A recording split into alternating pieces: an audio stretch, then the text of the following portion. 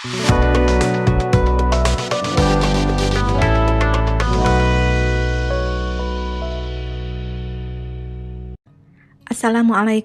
warahmatullahi wabarakatuh.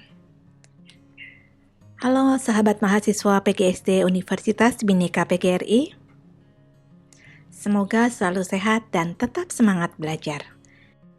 Nah, sahabat mahasiswa, pada pertemuan kedua ini kita akan membahas tentang konsep dasar penulisan karya ilmiah bagian pertama.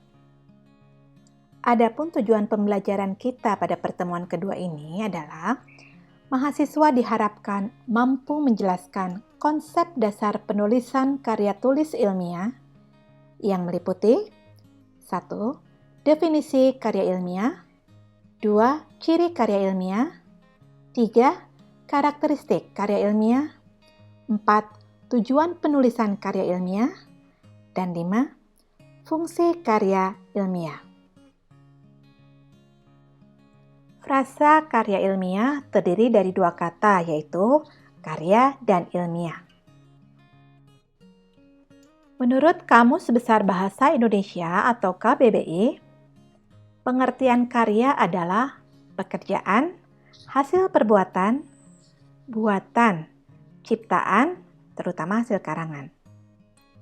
Sedangkan ilmiah artinya bersifat ilmu dan secara ilmu pengetahuan, memenuhi syarat atau kaidah ilmu pengetahuan. Ilmiah diartikan juga sebagai hal yang berlandaskan kepada ilmu pengetahuan.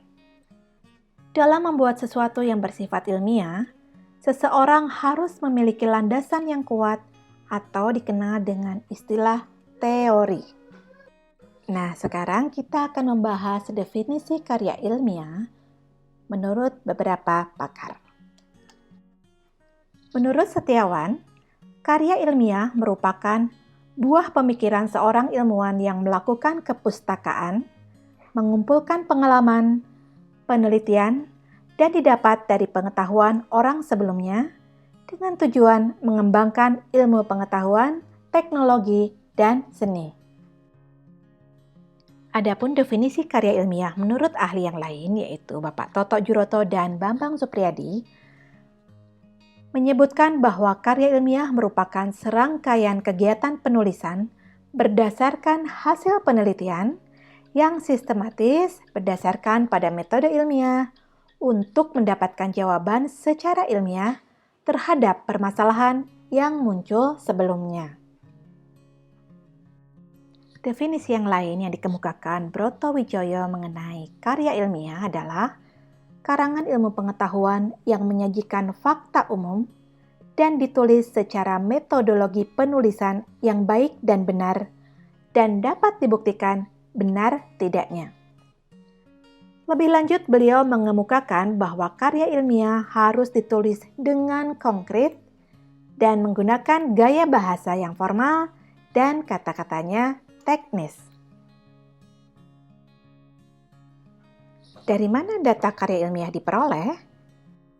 Data-data karya ilmiah diperoleh oleh ilmuwan yang melakukan pengamatan, peninjauan, wawancara, penyebaran angket, dan melakukan penelitian dalam bidang tertentu yang kemudian disusun secara sistematis, menggunakan bahasa yang baik, bersifat objektif dan mudah dipahami, serta dapat dipertanggungjawabkan. Penyajian karya ilmiah didahului dari adanya studi pustaka dan studi lapangan. Maka sudah selayaknya jika tulisan ilmiah sering mengangkat tema seputar hal-hal yang baru dan belum pernah ditulis oleh orang lain. Walaupun tulisan tersebut sudah pernah ditulis dengan tema yang sama, namun tujuannya adalah sebagai upaya pengembangan dari tema yang sebelumnya dan bisa juga disebut dengan penelitian lanjutan. Jadi, karya tulis ilmiah adalah desain penelitian rencana penelitian yang menyangkut semua komponen langkah-langkah penelitian dengan mempertimbangkan etika penelitian dan sumber daya penelitian. Sekarang, kita menuju ke bagian ciri-ciri karya ilmiah. Jones menyebutkan beberapa ciri karya ilmiah, yaitu harus menyajikan fakta-fakta, bersifat cermat dan jujur, netral atau tidak memihak, bersifat sistematis, tidak bersifat haru, mengesampingkan pendapat yang tidak mempunyai dasar, harus bersungguh-sungguh dan tidak bercorak debat, kemudian tidak secara langsung bernada membujuk, dan tidak melebih-lebihkan. Ditinjau dari segi bahasa keilmuan, karya ilmiah harus mewakili hal-hal sebagai berikut. Yang pertama, reproduktif. Artinya, pembaca bisa menerima dan memaknai karya tersebut selaras dengan maksud yang hendak penulis ungkapkan. Kedua, tidak ambigu. Maksud di sini adalah karya ditulis berdasarkan kaidah bahasa yang baik dan benar.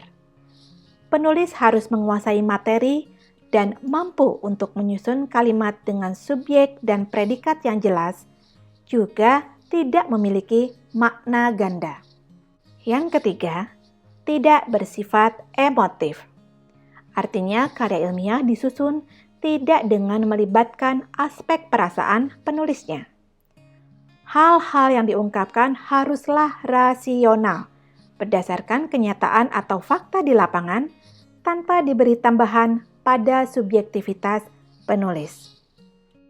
Yang keempat, bahasa yang digunakan dalam karya ilmiah harus menggunakan bahasa baku, memuat kaidah berbahasa yang benar, baik dalam ejaan, kata, dan paragrafnya. Tujuannya adalah agar pembaca tidak mengalami kesalahpahaman dalam mengartikan.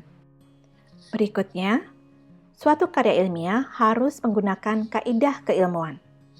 Artinya, penulis memuat istilah atau kata dalam aspek keilmuan dan harus sesuai akan topik yang disampaikan, berdasar latar belakang si penulis.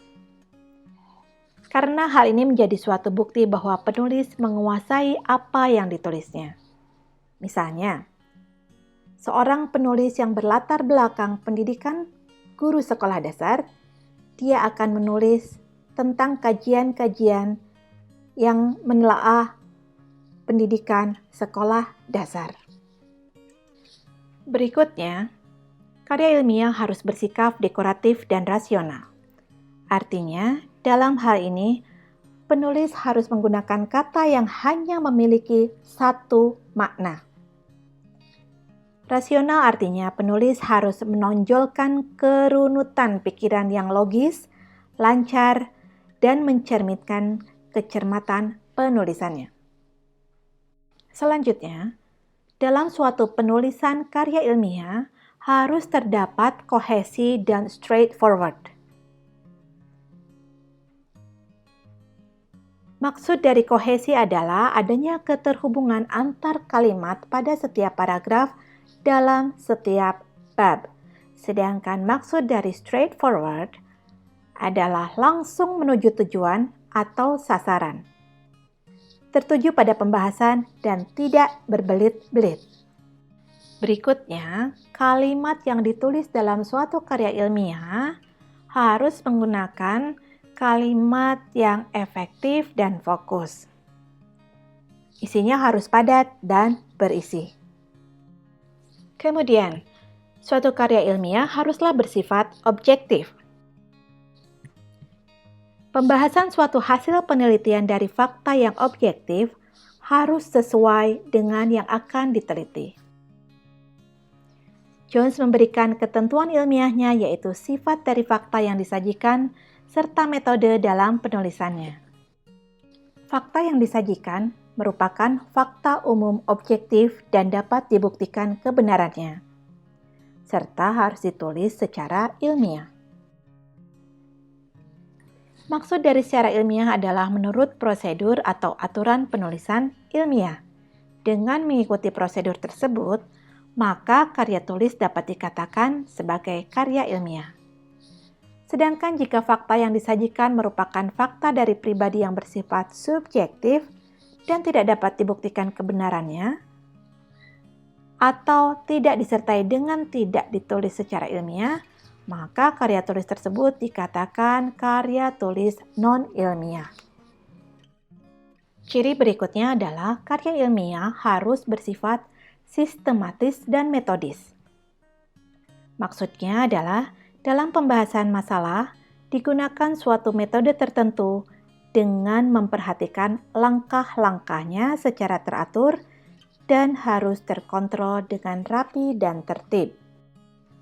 Ciri berikutnya adalah harus selaras. Tulisan ilmiah harus menggunakan bahasa ilmiah yang baku dan formal. Ini baru dapat dikatakan sebagai laras ilmiah. Laras ilmiah harus jelas dan lugas agar tidak menimbulkan keambiguan. Salindia berikut ini menampilkan jenis-jenis karya ilmiah. Ada banyak jenis karya ilmiah, yaitu artikel, makalah, kertas kerja atau work paper, skripsi, tesis, disertasi, dan artikel ilmiah populer. Di semester 1 ini, kita akan fokus pada penulisan makalah yang akan kita bahas pada presentasi di pertemuan berikutnya. Selanjutnya kita akan membahas tentang karakteristik karya ilmiah. Yang pertama, pembahasan masalah dalam suatu karya ilmiah harus merujuk pada teori sebagai landasan berpikir.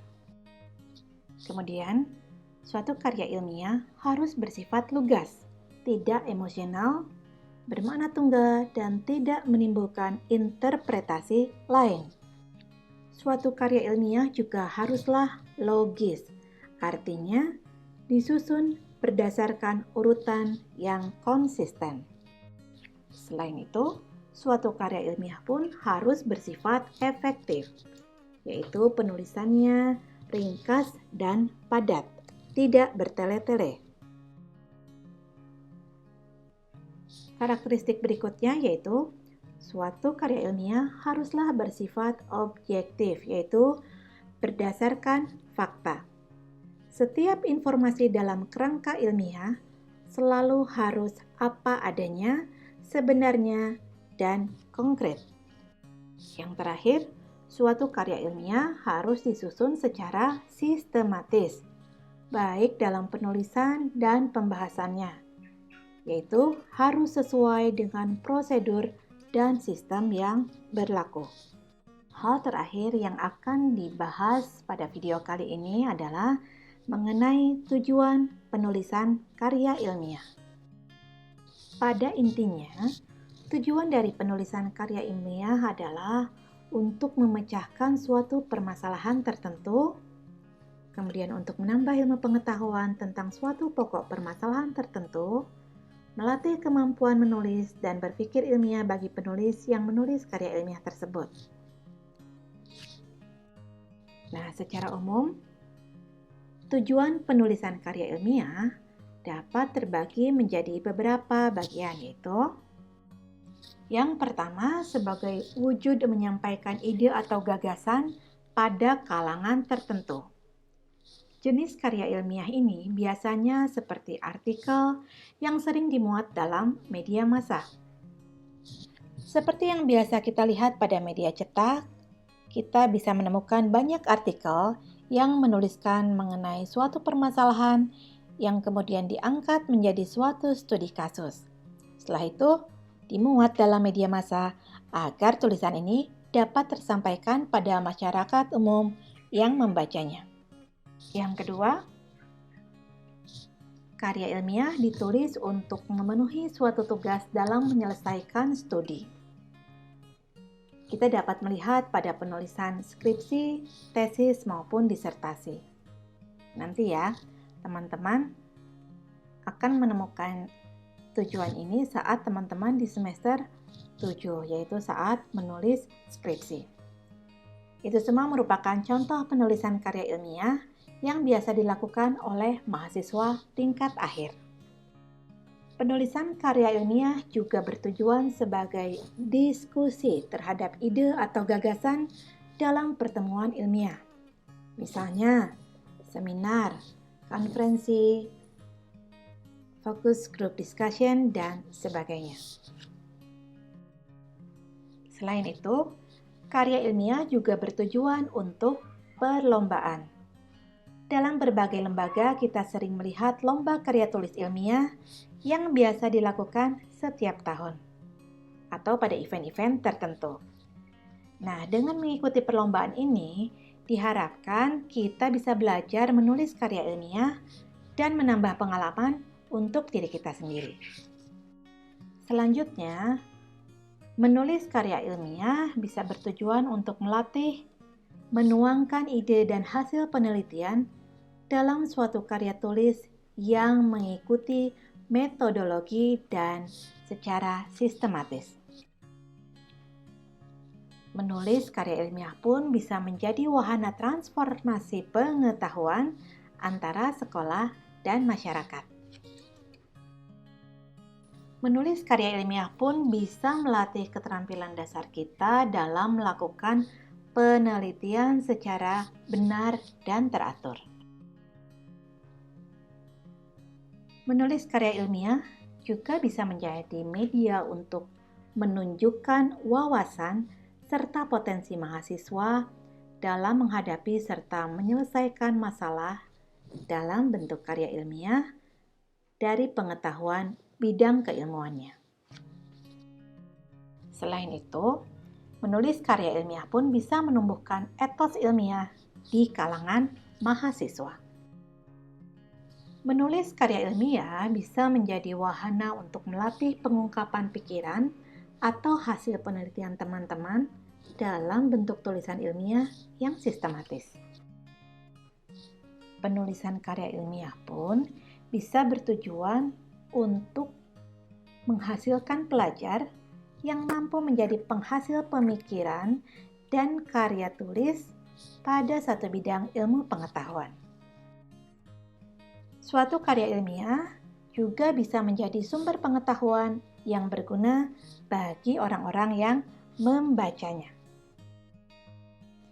Karya ilmiah juga bisa menjadi suatu bukti bahwa pelajar yang menulisnya memiliki wawasan dan potensi ilmiah dalam menghadapi dan menyelesaikan berbagai macam permasalahan.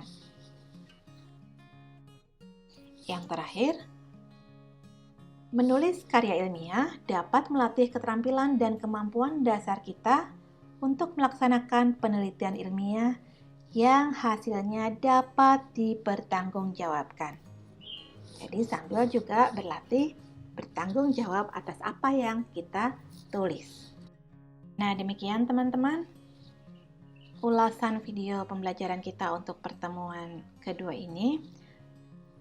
Semoga bermanfaat. Dan jika ada pertanyaan, kita akan lanjut ke Learning Management System atau LMS untuk berdiskusi bersama di forum diskusi.